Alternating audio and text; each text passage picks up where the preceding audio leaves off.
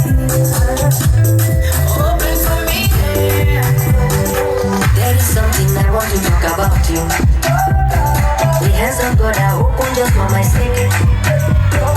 There is something I want to sing about you. God is ready just for my sake, you. I know they let me to suffer. You give me ready and good. I keep me loving you like no other. January to December. You give me ready and good. Asante sana, thank you very much.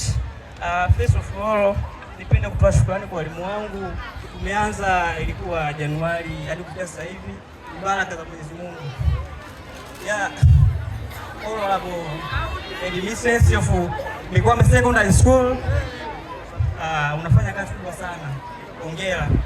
Pia your honorable teachers of Mikwame Secondary School. Hii ni kamati ambayo inafanya kazi kubwa sana. Makofi kwa walimu wetu jamani. Yeah. Leo nimevaa kama mwalimu by the way. Ila sijafikia level hizo. Unajua mwalimu ni mtu mwenye busara. Ukiwa mwalimu pasi polopo. Hata kusoma kuchukiza. Inabidi unakaa, maintain your composure and answer like professional people employed by the government. Kwa serikali kuja kuuliza pale. Kwa nini umefelisha mwaka huu? Kama mtu mwenye busara, nimefelisha mwaka huu kwa sababu madawati yalikuwa ni machache. Unafunza kwa kuandikia chini. Kwa hiyo ni kitu ambacho sio sahihi.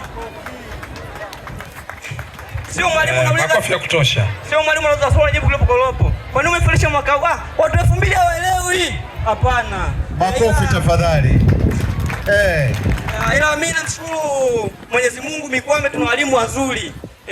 Wana busara. Makofi kwa walimu wetu jamani.